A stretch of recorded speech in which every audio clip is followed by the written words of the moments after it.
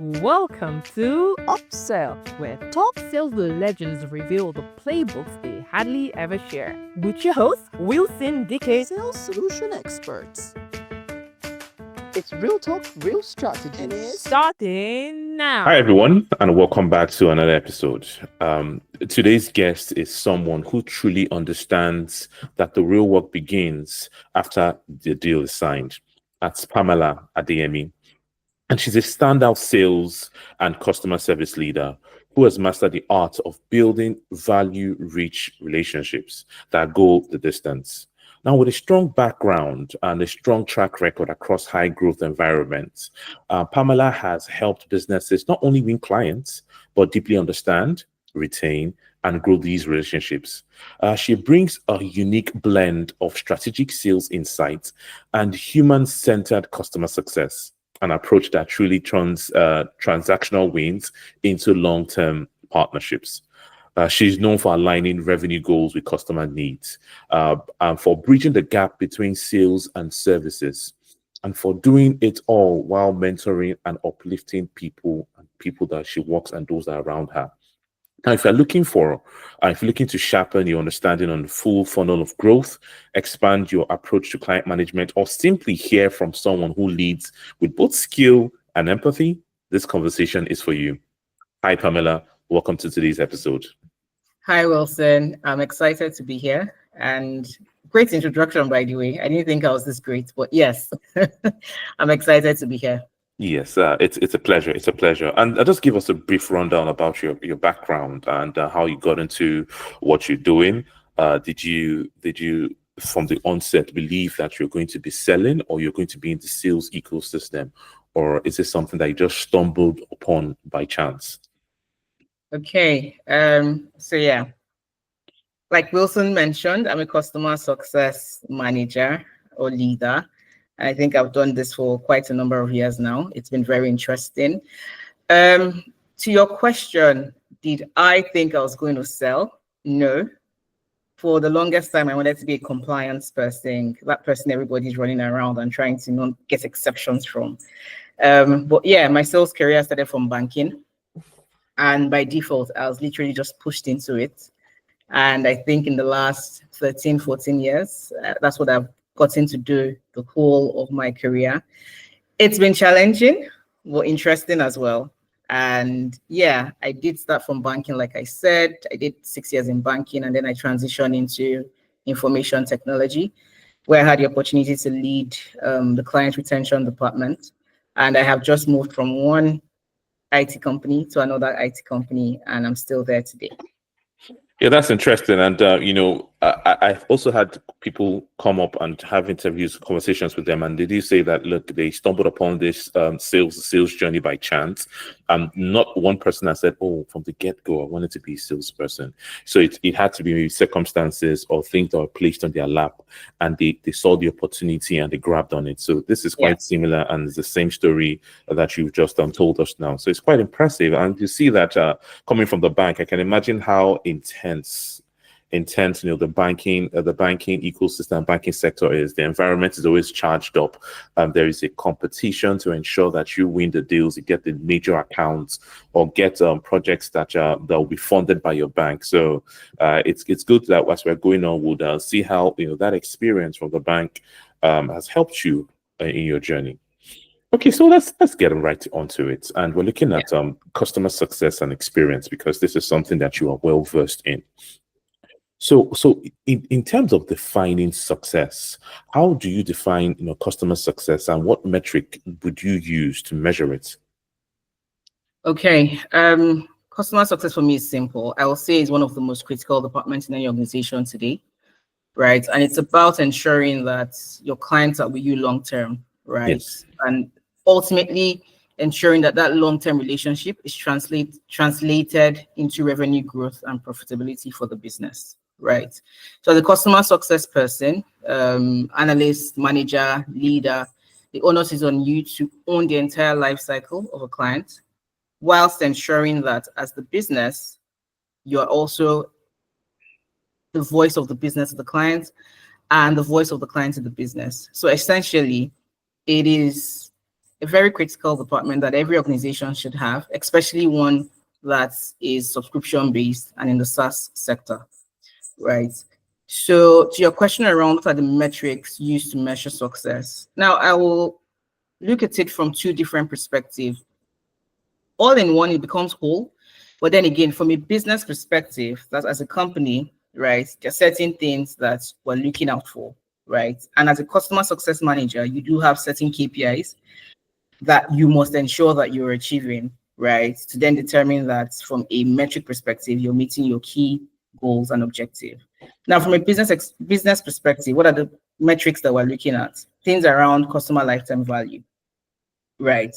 And this is where a business is able to predict the average, how much an average customer will spend for their service or their product, right? So it's a critical metric for any business to measure, right? It just gives you insight as to, oh, okay, this is how much I should be selling in this market or in that market. Again, I've been privileged to work for global organizations, right? And what happens in Europe does not necessarily happen in Nigeria. The sales tactics should and must be different, right?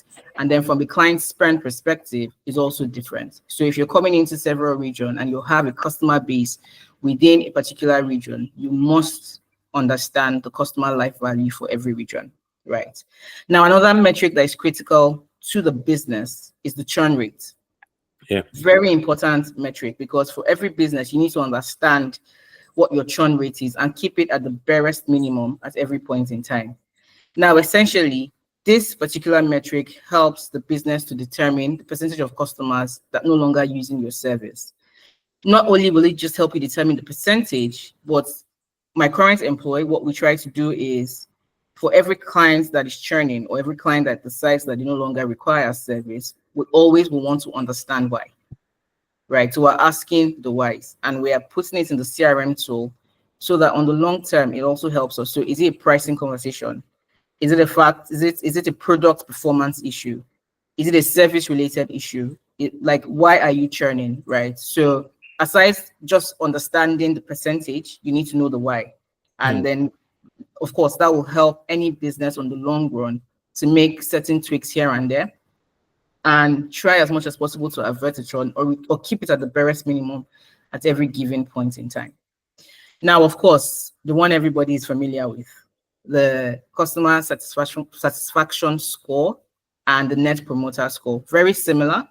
However, of course, the CSAT measures the overall experience a client has using the product, whilst the net promoter score, we're looking at the detractors and the promoters and then trying to understand why this person is a detractor, why this person is a promoter, and then just sending out surveys to get feedback from different departments or different product users at every given point in time. And that will help to determine, of course, when you get your survey result back, you review it, you have a team who's looking at it, especially the customer success team, and you're understanding why this client has more detractors than more promoters, right?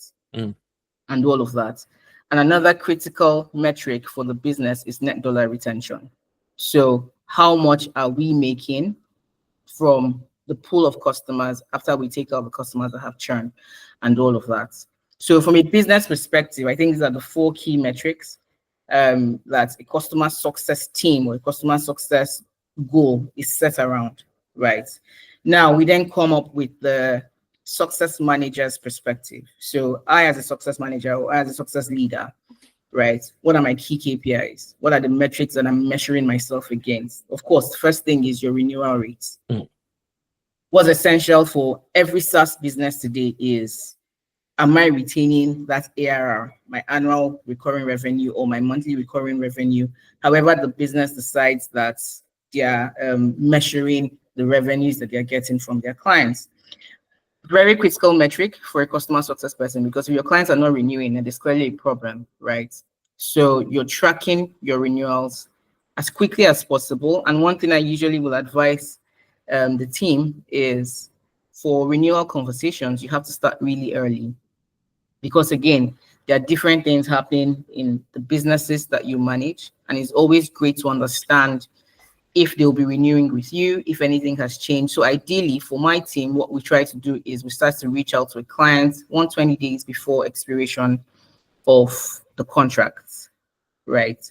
And we then follow up 90 days after, 60 days. And then once we get to 60 days before renewal, before contract expiration, you then actively start to ask for meetings, start to actively engage the product users or the economic buyer and all of that, just to ensure you're meeting up with this KPI, which is very critical as a success manager. Now, the next most critical is your expansion rate, right? Which cuts across your upsells and your cross-sells. Again, even if as a customer success person, you're not bringing in new logos, right? But you're expected to grow the existing logo and grow your existing portfolio. That's the whole idea while you're there, right? So it's not just troubleshooting, attending to requests, pushing out new product features, but you must be growing that business that you are working on. So essentially, you're looking at things around, are they expanding? Are my clients expanding into other markets? Right? Will they still require my service in those other markets? In the market that they're currently in, what are their expansion plans? Right? And again, it's dependent on the type of product or service that you're rendering, right? So if it's in the days of Sage, for example, do they have new staff members? Do they need new licenses? So it depends on how those things are being positioned and what the business is actually selling at every given point in time, right? So you're talking around where I currently work, we're looking at consumption rates. If I see that they are consuming and over consuming, then I start to have an expansion conversation to say, look, the quantities that you've purchased, the tokens that you've purchased, you're about to exhaust. What's the plan?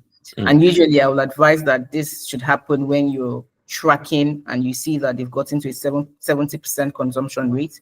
You start to have this conversation early so that you're aware, the client is aware, the business is aware that you're trying to close a bigger deal on this account, And of course, it cuts across several things as well.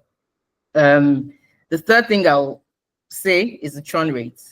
Of course, for every business or for your existing portfolio, there are those clients that for one reason or the other, it could be the business is shutting down.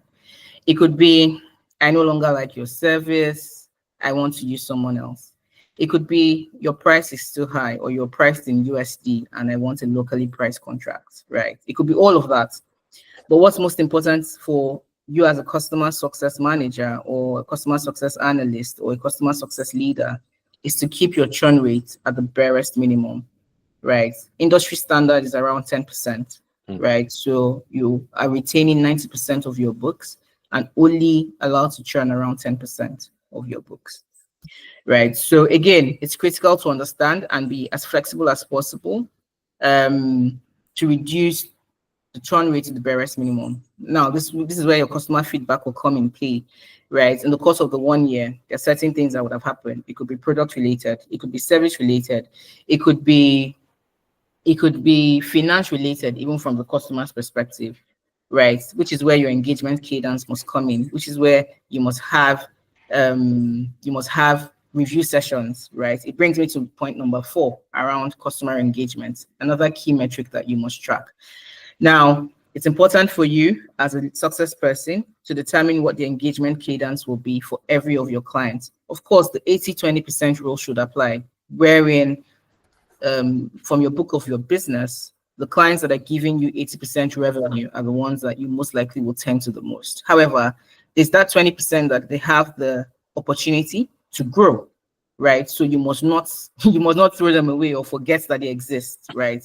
So you must set engagement cadence and you must understand each clientele that your sales guys have just onboarded, right? So again, for the very big clients, you can decide to have monthly business review sessions, which will happen every month, or if they prefer, bi-weekly, that's every 2 weeks. Now, for your high touch accounts, again, it depends on the company and how they decide to classify their accounts. So where I currently work, we do have white gloves. White gloves are clients that are from $100K and above. And then, of course, you have the high touch customers that are below $100K. Then you have the mid and small businesses and all of that.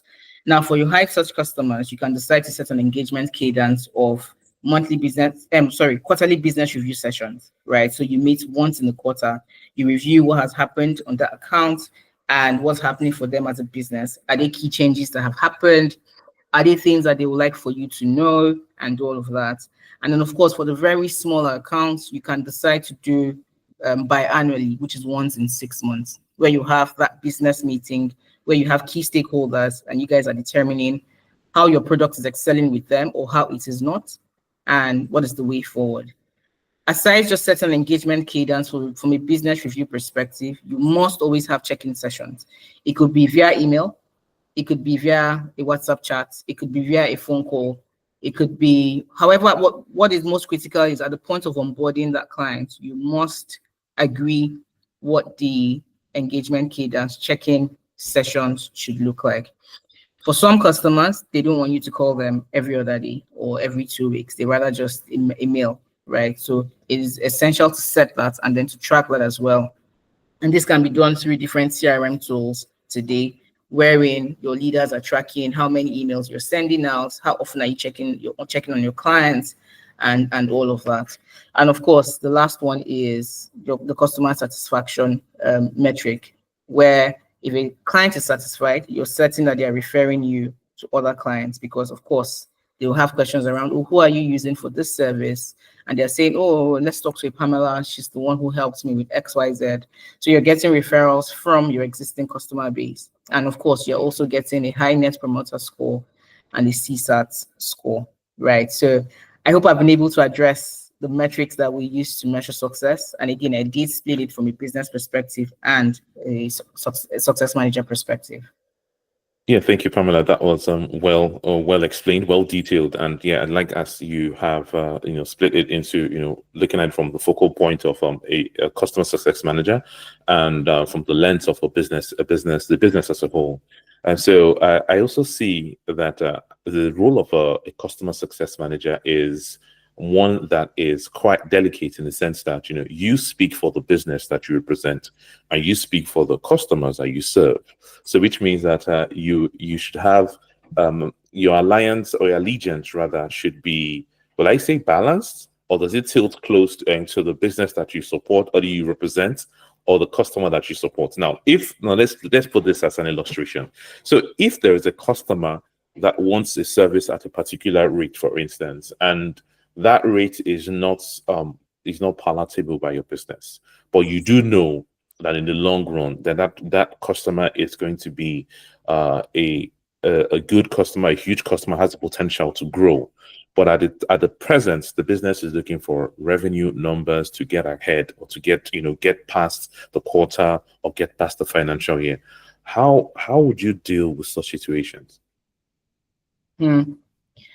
This is where it's essential to understand the clients. So again, I've had clients who started at a very low contract value and have ultimately grown to be really big at some point in time. So this is where you have to put in a business case. Okay. This is where you have to understand, now, is this a big logo, but just wants to start small with us and test to see that, we're as reliable or as credible as we claim to be, right?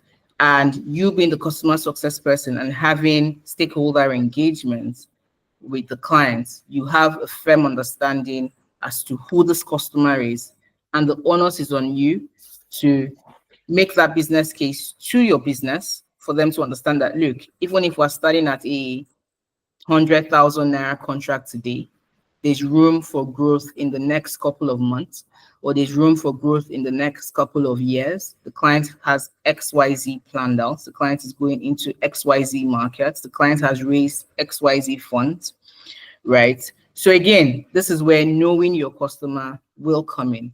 Now you ask the question from a pricing perspective, right? What if the client doesn't want to run with the pricing model that you have today? And if you remember, when I did start the conversation, I said, look, for every business who's coming into several markets, you must understand the nuances of the market. Yeah. Wherein the business doesn't even understand the nuances of the market, it's the job of a customer success person to make sure that the business has an idea of the nuances of the market, right? So again, all of this has to come into play, but most essentially is putting in a business case to the team internally and making them see reasons why it's either a good logo to have or it's a business that has potential to grow in the next couple of months or in the next couple of years. All right, great. That's great. Thanks for clarifying that. Then let's move into customer retention. Now, what techniques have you implemented to improve customer retention rates? As you said, customer retention is something very pivotal, in customer success and the role of a customer success manager. You can share some techniques, can you, as what you've done in the past to improve customer retention rates? Yeah. Okay, so I think what is very critical and essential is stakeholder management and engagement. Like that's number one. First and foremost, as a customer success person, you must identify who your champions are in the business, right? Because for every client that you manage, there's that person who will be your champion internally, and you will always have detractors, by the way, because by default, especially in this region where we work in Africa, it's that one person who wants to bring in that other vendor for XYZ reason, right? So first things first, as a CSM or as a customer success leader, is to identify who your champions are in the business and who your detractors may be in the business as well, right?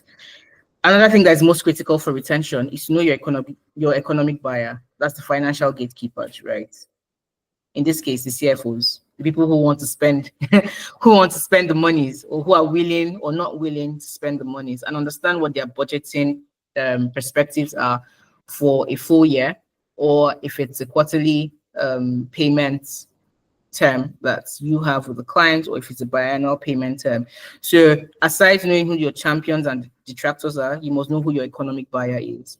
This gives you insights as to budgeting, and if as a business they do have the budget to continue to renew contracts with you, or they don't, right? Third thing I would say within the stakeholder management is knowing the C-level execs, right? So again, this is where it is critical to have your business review sessions, whether monthly or quarterly, whatever cadence that was set between you and the client at the point of onboarding. This is where you're bringing in not just the product users, right? It's not just your champions, but the economic buyer is there, C-level execs are there, and then you can actually show them the value of the product, because most times these guys have no clue how your product works. Yeah. But I've seen instances where when you have a CTO on the call, for example, or you have the chief compliance officer on the call, for example, again, it's dependent on the products that you're selling. And you're literally saying to them, this has been implemented, this is the new product feature, this will help your business do XYZ, right? It tends to endear you to them a bit more, right? So I will say stakeholder management and engagement is very critical for customer retention.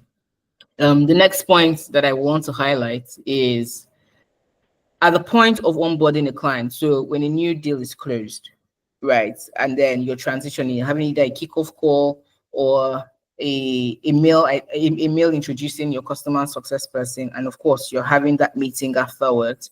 It's important again to set your engagement cadence in that onboarding call or kickoff call, whatever it is that your company calls it.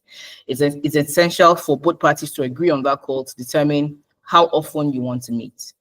Now, after determining that, is also very critical to determine what the success criteria is or will be, because you're not just buying my product because you like a Pamela or because you like a Wilson who has sold that product to you. You're buying that product because you see value, right? So in the value that you see, I, as a customer success person, I want you to determine and let me know on the onboarding call what the success criteria will be and what I should be measured on from a product perspective or a service perspective going forward. We will discuss again during whatever engagement cadence that we've set, right? And in that call, or maybe the next call, it's critical to build a success plan. So when you've determined what the success criteria are, you as the customer success manager, you drop a success plan for the client. You share it with the clients. Both parties look at it and agree that, okay, in the next 1 year, in using XYZ product. This is what we intend to achieve, right?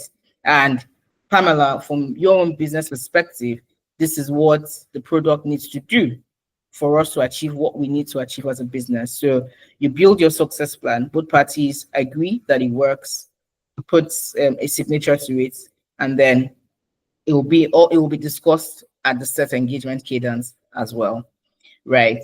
Another key point for retention, of course, is your renewal engagement, which, like I said at the start of the call, you must have a tracking system that is able to let you know when a renewal is due, and it must start before expiration.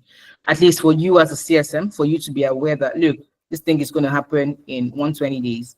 You either start to send out emails to ask the client, will you be renewing? If you're not, why, right? Or if you'll be renewing, at what volume, at what contract value, what are the additional products that you need? And then during this renewal engagement, it's great that even before the renewal engagement, you're sharing things around new product feature releases, new product updates.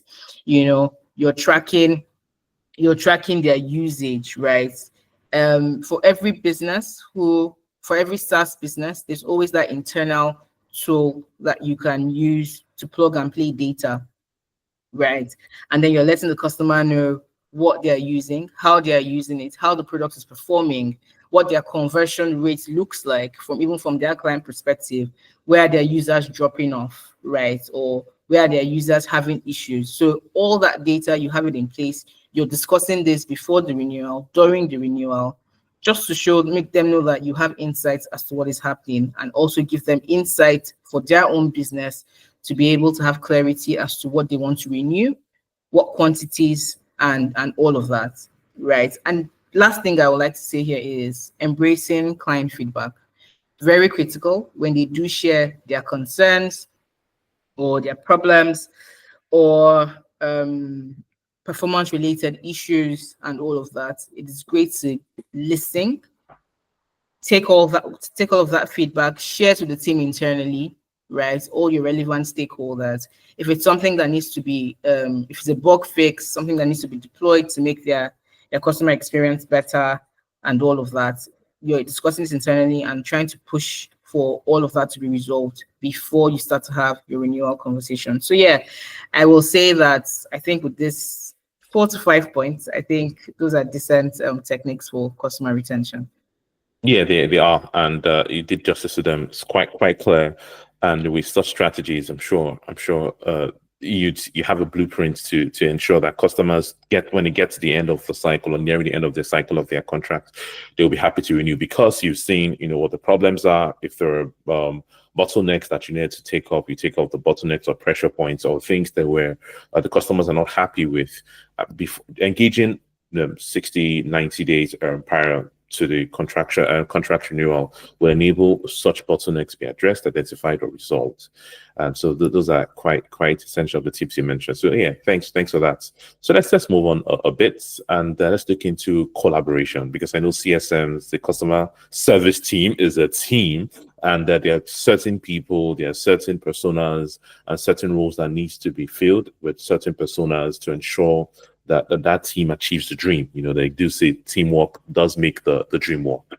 So in terms of building teams, what qualities do you look for when assembling a high performance customer success team? I'll say this one very critical, and I think for every customer success manager, it's essential for them to have some qualities that must be taken into consideration when you're building a high-performing customer success team, right?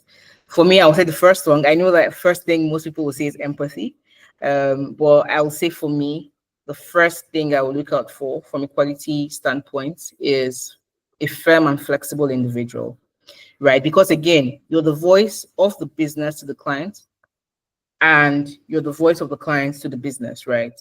So you have to be firm with the client, you have to be flexible as well, and you have to be firm with the business, especially when it's a very big logo or it's a very big ARR, and then there are certain things that are cast in stone in the business that you need them to move grounds on, right? So again, quality number one for me is a firm and flexible individual. You have to find a balance at every point in time. Again, you will have clients that will ask you for everything and anything, when they as a business also have their own standards. So this is where you also have to like put your foot to the ground and say, look, as my own business, for the business that I work for, there are certain things that we're unable to move grounds on as well. But essentially, finding a middle ground between the business and the client is very critical, which is why I say, even as firm as you are, or as firm as the CSM person is, there must be that room for flexibility as well as an individual. Now, the second point for me is good product knowledge, right? And this will stand out every time. As a client, you don't want to be talking to somebody who, yeah, you may show me empathy, but when I'm speaking to you around the product, or I need to understand certain things, or I need you to quickly do a demo to another team who is trying to also use your products internally, you're unable to like jump on the call and kill it, right? So good product knowledge is very essential to building a customer success team. And as a customer success person, it's critical for you to understand your product inside out. Yes, from a technical standpoint, you may not know API calls or when it's a bug-related issue, you cannot fix it. But the basic knowledge of the product, it's essential that a CSM person has that understanding of how that product works, right? The third thing I'll say is it's essential for a CSM to be open-minded and is able to always come up with a plan. Now, it still brings us to the first point around being firm and flexible, because clients will have different asks at different points in time. True. You have to not just say, oh, we can't do it, and then just, slam it in their faces and walk away. You must be open-minded enough to receive it, open-minded enough to take it back internally to say, look, this is what this client is asking for. If we can't meet them at 100%, can we meet them at 50%? Right. And then even when you're engaging your internal stakeholders, it's not just about saying this is what you asked for. You should be able to say, okay, I know we don't do X, but why don't we consider ABC? Right. So come up with a plan even for your internal stakeholders and your clients as well. I would say the fourth critical point is communication skill, and you should be able to communicate quite effectively to your clients and even your internal stakeholders. You should be able to have open communication and pass whatever information that you need to pass quite clearly with no ambiguity in it. And the fifth skill for me, of course, it brings me to empathy, problem solving, reporting, and all of that. So I'll say that the 5 things that qualities that I will look for if I'm bringing on a customer success person to my team. Yeah, that's quite. I mean, it's almost similar to what the qualities a salesperson we're looking for. Because sales and customer success are about the same thing. It's just that sales, start the business, try to get the deal across, and then hand them over to you, the customer service team, and you with the same qualities of a salesperson, having full-on knowledge of the products, or not full-on knowledge, but good knowledge to be able to make conversations and understand when the customers are saying things, certain things about the product. You are able to understand, relate, and respond. And you also need to be a negotiator, because you need to negotiate between the customer and negotiate within the business as well. So if there are things that the customer wants and you know that the business can provide, then you negotiate with the customer. If there are things that the customer needs and the business are saying, no, we can't do that, then you also need to be standing as a negotiator. So you have to be a tough or a good negotiator as a customer success manager, or qualities of a customer success manager. That's great. So let's move to collaboration or cross-functional collaboration. Yeah, that's the word. How do you ensure effective collaboration between the sales, marketing, and customer success team? Because remember that everything starts maybe with the marketing, it goes to the sales, then it gets to you, and the cycle continues on and on. So how would you ensure that that relationship and that partnership within or between or among rather these three critical units or departments hold together and foster?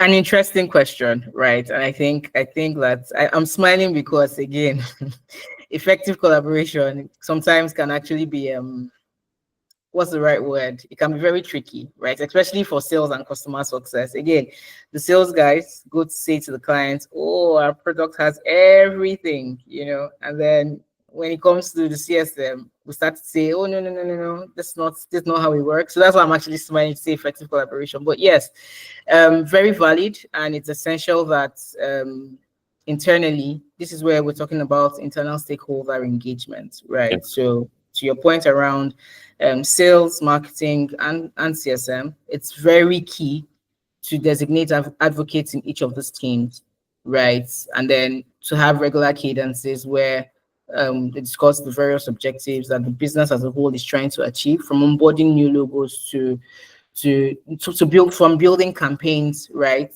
To have room for the sales guys to go and onboard the new logos, and then the new logos become existing clients, and of course they're transferred to the CSM to start to manage the business. So first point is stakeholder engagement. It's essential that in each team, you're identifying those advocates that will come together to determine how we're going to run. So for example, marketing will come to say, oh, okay, we've identified XY event where we need the sales team to be present, or we need the sales and the CSM team to be present, just so that, right, there's that connect at every given point in time. The sales guys will go sign on the new logo, and then the CSM starts to manage that relationship going forward. So I will say first thing is stakeholder engagement. Everybody understands the objective, right?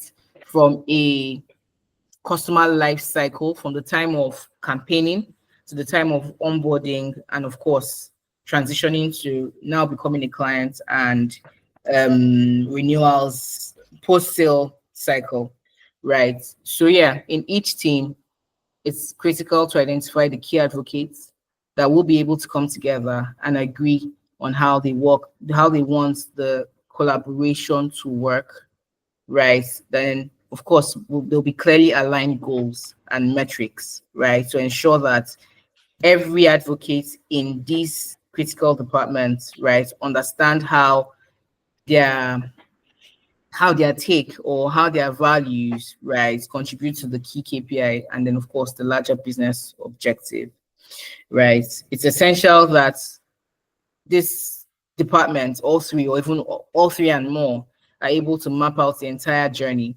from the account identification to the post-sale engagement, right? And then all departments are highlighting key interaction points at every point in time, right, where they can make significant impact. So it's essential to map out the journey from start to finish, clearly define roles and responsibility for each of the team. And again, the overall strategy is what we're all looking at, right? So we all have to understand how we're going to impact one another as a team, right? And of course, we should always have that feedback loop. So marketing is giving sales feedback, sales is giving marketing feedback, marketing and sales are giving CSM feedback, and all of that. So the feedback loop is very, very important for continuous improvement in ensuring effective collaboration as a team. So it might not even be sales, it might be anything, but the feedback loop, and then of course aligning on key goals and objective, and everybody understanding that, look, it's an overall strategy, right? And you're able to map it out clearly for everybody to know this is where your role will come in. Again, engagement cadence is key for effective collaboration, and communicating quite clearly and effectively, and everybody is aligned and clear as to what the overall strategies are. Yeah. Okay, those are three key things. That's the engagement cadence, the feedback loop, and of course alignment on the strategy expectations. So everybody is on the same page. That way, all three units, all three departments can work in sync and achieve the objective the business has set out to achieve. Yeah, that's great. Yeah, thanks for those three vital points. Now we're going to move to another segment of this conversation, which is what I call the sales war stories. And this is where we just talk about, things that has happened in the past and how you're able to navigate or come out of it successfully. So it's going to be quick fire. If you can answer the questions in 1 minute, that's fine. If not, you're not at liberty to, stop when you're still giving us more information. So that's great. So I'd like to ask now, especially in customer success, has there been a situation whereby, there was a client that was saying you were going to lose the clients, was not going to renew at the end of the contracts? Has there been a situation whereby you got into that area and that condition, that situation, and converted the customer or changed the customer's mind from not renewing to renewing and becoming a happy customer? Can you just share what happened, if that happened to you in the past? Yeah, of course. I don't think there's any customer success person here that has not happened to. Right? If it hasn't happened to you, then there's a problem. So, so yes, this comes across every other day. Again, the customer success department is a very interesting one. No 2 days are alike. To your question around, have you had a client who literally have come out and say, I'm not renewing, and eventually you turn the situation around? I'll say yes. I've had this happen quite often. So again, the last incident that this happened regarding is from a pricing perspective. So the price wars that happen in this region can be choking sometimes. So of course, we did have one of the very big clients who was offered by another vendor that provides the same service, offered them fantastic pricing, right? And of course, they came back to say, look, Pamela, service is great. We don't have a problem with you, but from a pricing perspective, it doesn't make sense. We want to move to these guys because they've offered us XYZ, right? So at that point, what did I do? I said to the client that, look, I hear you. Pricing conversations are great. Price reductions are fantastic. However, what's the value this product is bringing to you? Similar value, right? But from a product performance perspective, can we do an analysis to see, ask them to give you a trial period, right? They should give you 2 months trial period. They should give you a month trial period. And in that 1 month or in that 1 week, please test their product and compare side by side to mine, right? Again, I ask questions around, okay, who is this vendor, right? Are they global? Are they local? Luckily, because of the relationship that I have, they did share with me the vendor's name. And of course, by default, I understood why they would give that kind of price discount, because from a product standpoint, they're not as great as mine. So it was an easy conversation to have with the client, say, look, test their products, right? Put it side by side, like same use case, not a different use case. Put the exact same use case and test over a period, 2 weeks. And then let me know what your take is. On my own side, I'll also do the analysis with my team. So what we then did internally was we now onboarded on the other client's platform and did a recording, right? And then we tried to show the customer from a time to verify perspective, for me to use that word here, right? To say that, look, from a user experience perspective, I'm better. Your users are going to be verified in 20 seconds. For these guys, your users are going to be verified in 90 seconds, right? Are they cheaper? Yes. From a product standpoint, you start to talk around things around, oh, I'm certified here, I'm this here, I'm that here. So you have to bring the value proposition to the table. Which is what we did at the time. And we made them see that, look, whilst these guys are cheaper, from a product standpoint, we are better, right? And ultimately, what we then eventually did was, okay, what's the budget? This is where, again, the economic buyer has to come in, where you have to have a relationship with the economic buyer.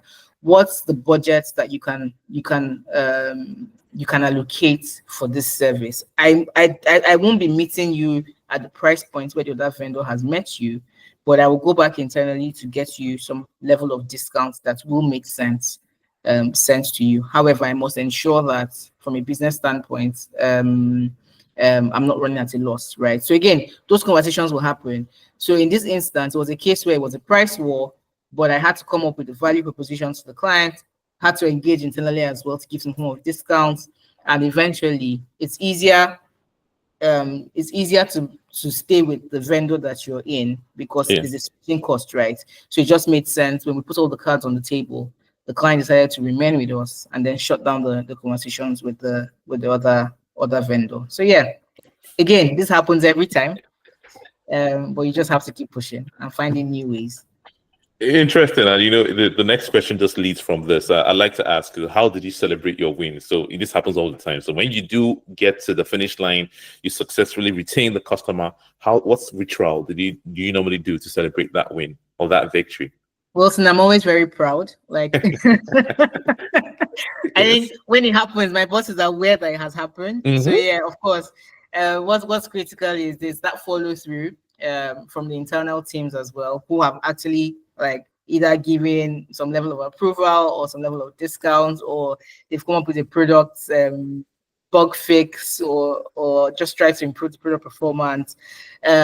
When that win eventually occurs, what I do on my side is I share it with the team. Like, everybody, of course, puts in the work, right? So we all celebrate together, and then we look at the key learnings from every win, right? Because there was a challenge. We look at the challenge, we analyze it. There was a win, and then we say, oh, this is why we won.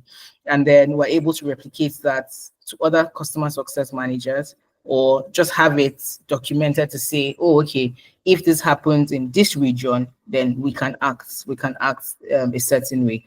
But again, it's a team effort. It's never a one-man show. So the team is very much aware, and everybody finds a way to either have a drink or to celebrate via Teams or something of that sort, right? But essentially, what's critical for every win is to document how that win happened, so it's replicated going forward. Interesting. Okay, yeah. Thank you for this, and we've gotten to the final segment of this conversation.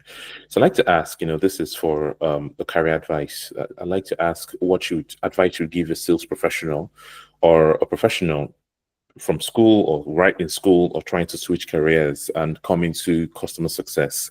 What career advice do you have for these kind of people have listened to this conversation today and said, hey, I'm inspired by what Pamela has shared today, and I want to get into this? How do they go about it? Okay. I will say very transparently and very open, sales is not an easy career. It takes a lot of work. It takes a lot of experience to get to a certain level.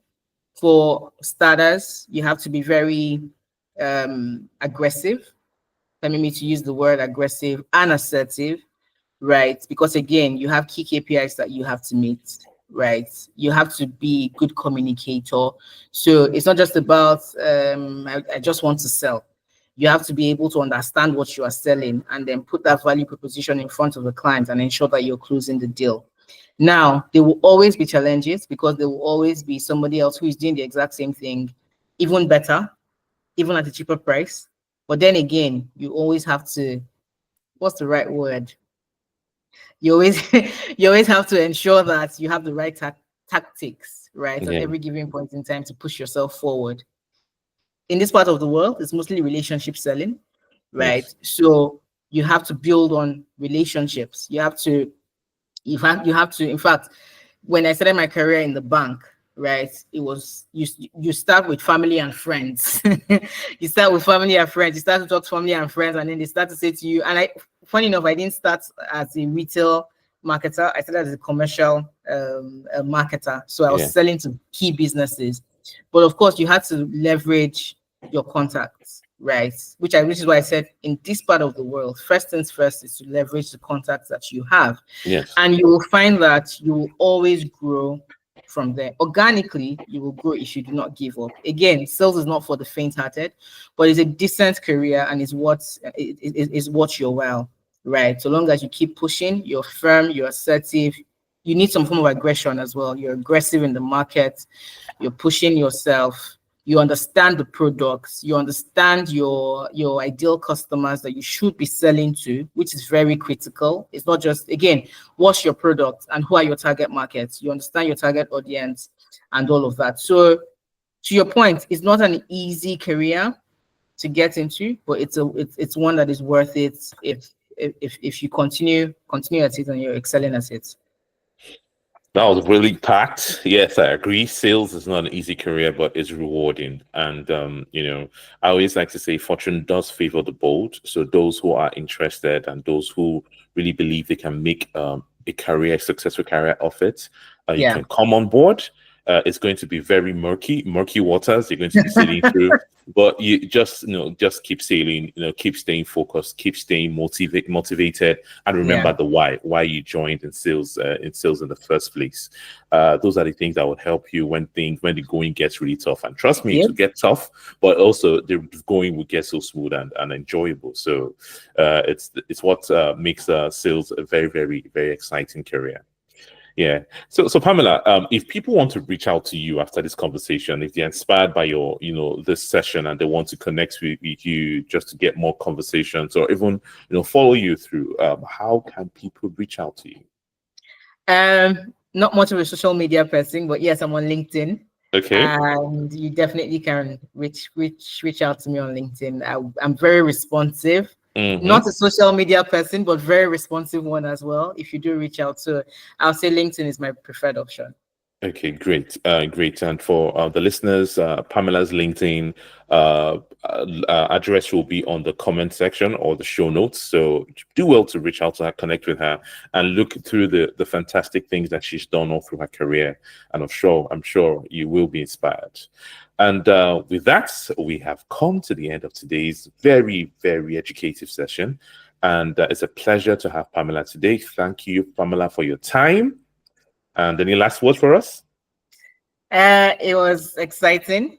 Yes. To be here, Wilson. Thank you for the opportunity. It was really good. And I do wish everyone who's going to listen to this or is listening right now a good sales customer success journey. And I hope that I've inspired you somewhat to take on the challenge. Like I said, a tough one, but a rewarding one as well. So again, thank you very much, Wilson. It was exciting for me to be here. Pleasure is all mine. Thank you, Pamela. And that's it for us this week. And see you all on the next one. Bye for now. Bye, guys.